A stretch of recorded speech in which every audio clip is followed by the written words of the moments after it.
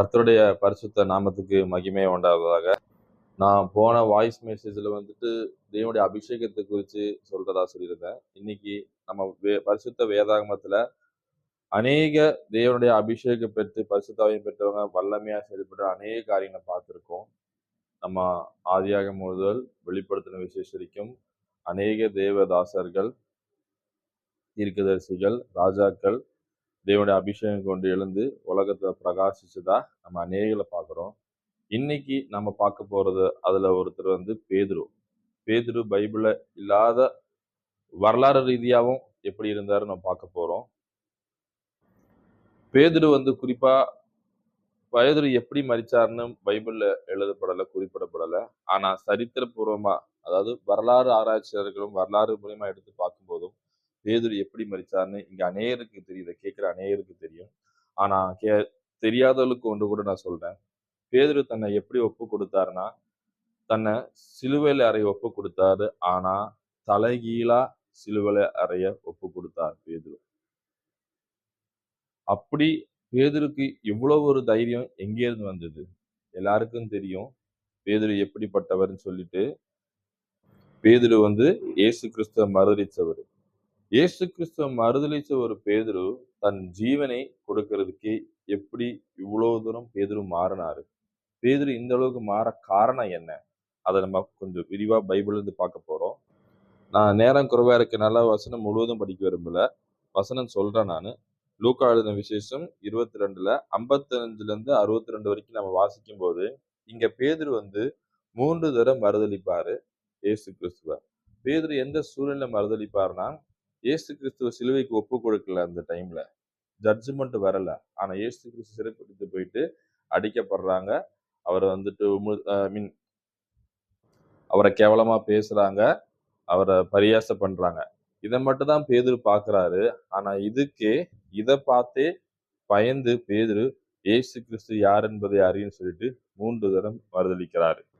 பேதுருவோட தைரியத்தை ஏற்கனவே இயேசுவும் அறிந்திருந்தாரு. அதனாலதான் பேதுரு குறித்து ஆண்டவரை இயேசு கிறிஸ்து தீர்க்க தரிசனமா யோவான் எழுதின சுவிசேஷம் 21:18 சொல்லியிருப்பாரு. பேதுரு மறுதலிப்பன்னு சொல்லி தீர்க்கதரிசனம் பேதுருக்குட்டே சொல்லியிருப்பாரு. ஆனா தேவனுடைய வெளிப்பாடு இருந்துட்டும் அறிந்தும் ஆனா பேதுரு மறுதலிச்சு போறான். அப்போ பேதுருவோட ஒரு தைரியம் அந்த அளவுக்கு தான் இருந்துச்சு. பட் இந்த பேதுரு எப்படி மாறுறாருன்றது நம்ம பார்ப்போம். எதனால மாறுறாருன்னு பார்ப்போம். அப்போஸ்தலர் எழுதுற நிருபம் 2ஆம் அதிகாரம் வாசிக்கும் போது நம்ம நிறைய பேர் வாசிச்சுப்போம். இதுல மேல்மாடி ஒரு அறை வீட்டுக்குள்ளது 40 பேர் சேர்ந்து சீரர்கள்லாம் சேர்ந்துட்டு பிரேயர் பண்ணுவாங்க. ஜெபம் பண்ணும்போது பரிசுத்த ஆவியானவரால் நிரப்பப்பட்டு ஆவியானவர் தங்களுக்கு தந்தரின வார்த்தையின்படி வெவ்வேறு பாஷைகளை பேசத் தொடங்கினார்கள். நல்லா பார்த்தீங்கன்னா, பரிசுத்த ஆவியானாலே நிரப்பப்பட்டுன்னு இருக்கும். ஆவியானவர் தங்களுக்கு தந்தரினார். இங்கதான் தேவனுடைய பலன் பரிசுத்த ஆவியானவரால் ஒவ்வொரு நிரப்பப்படுது. அங்க கீழே வாசிக்கும் போது அநேகர் அபிஷேகம் நிறைந்து அந்நிய பாஷைகள் பேச நிறைய காரியங்கள் பார்ப்போம். ஸோ ஒரு தேவனுடைய பலன் பேதுருவை எப்படி மாற்றுதுன்னு பாருங்க. பயந்து ஓடி போன பேதுரு சிலுவை மரணத்துல பேதுரு இருந்தாரான்னு கூட வேகத்துல குறிப்பிடப்படல. அப்படி இருந்த பேதுரு எந்த ஜனங்களை பார்த்து பிறந்தாரோ, இந்த பஸ்கா பண்டிகைக்கு அநேக ஜனங்கள் வந்திருக்காங்க, அநேக ஊர்ல இருந்து வந்திருக்காங்க. ஜெருசலேம்ல அநேக ஊர்ல இருந்து வந்திருக்காங்க, பல பல பாஷைகள் வந்திருக்க பக்கத்துல.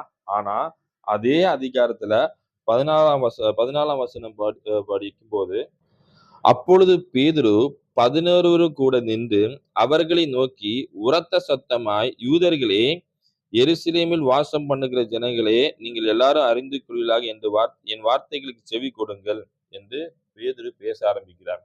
இத நல்லா பாத்தீங்கன்னா உரத்த சத்தமாய் இருக்கு. பொதுமக்கள் மத்தியில உரத்த சத்தமா அநேக ஊர்ல இருந்து ஜனங்கள் வந்திருக்காங்க. ஆனா இந்த தைரியம் எப்படி வந்துச்சு? உரத்த சத்தமாய் சொல்லிட்டு அதுக்கு அந்த வசனம் நம்ம படிக்கும்போது பரிசுத்த ஆவியினால் நிரப்பப்பட்டுட்டான் பேதுரு. இதுதான் தேவனுடைய பலன். ஆம் பிரியமானவர்களே, நாமளும் சிந்திக்க வேண்டும். தேவ பலன், தேவ அபிஷேகம் இருந்தா ஒரு மனுஷன் எந்த அளவுக்கு தேவனுக்கு என்று மாறுறாரு பாருங்க. இந்த தேவனுடைய அபிஷேகம் இருந்தா உலகத்தில் உள்ள சகல பாவங்களையும் ஜெயிக்க ஆண்டவர் நமக்கு வல்லமையே கொடுத்திருக்காரு. அது ஒரு தேவனுடைய பலன். அது அப்போ பேதுரு 17ஆம் வருஷத்துல ஏற்கே தீர்க்கதரிசனம் உரைத்ததை பத்தி பேதுரு மறுபடியும் நினைவு கூறாரு ஜனங்களுக்கு. கடைசி நாட்களில் நான் மாம்சமான யாவர் மேலும் என் ஆவியை ஊற்றுவேன். அப்பொழுது உங்கள் குமாரரும் உங்கள் குமாரத்திகளும் தீர்க்கதரிசனம் சொல்லுவார்கள். உங்கள் வாலிபர் தரிசனங்களை அடைவார்கள். உங்கள் மூப்பர் சொப்பனங்களை காண்பார்கள். ஆம் பிரியமானவர்களே, நம்மள சிந்திச்சு பார்ப்போம். இன்னைக்கு நம்ம இதுல ஏதாவது ஒரு கிருபையை பெற்றுக்கொள்றோமா?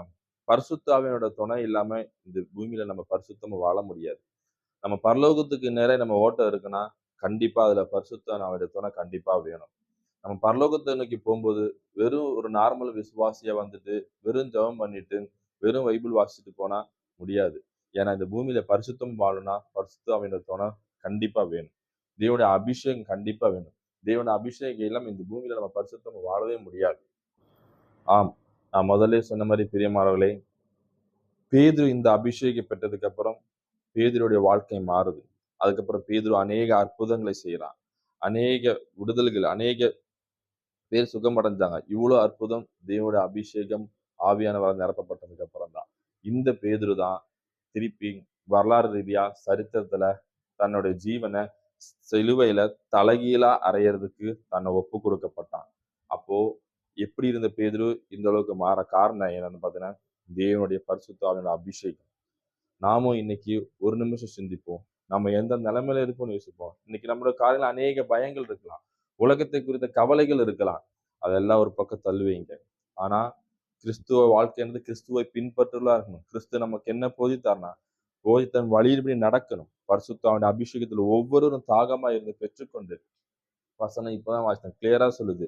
கடைசி நாட்கள் மாம்சமான யாவர் மேலும் என் ஆவியை ஊற்றுவேன் இருக்கு. நீங்க தாகத்தோட கேட்டீங்கன்னா, இன்னைக்கு இதை கேட்கிற யாராவது அபிஷேகத்துல இல்லாம இருந்தீங்கன்னா, முதலாவது உபவாசம் இருந்தாவது தேவனுடைய அபிஷேகத்தை பெற்றுக்கொள்ளுங்க. தேவனுடைய அபிஷேகம் பெற்றுக்கொள்வது அவ்வளவு ஈஸி கிடையாது.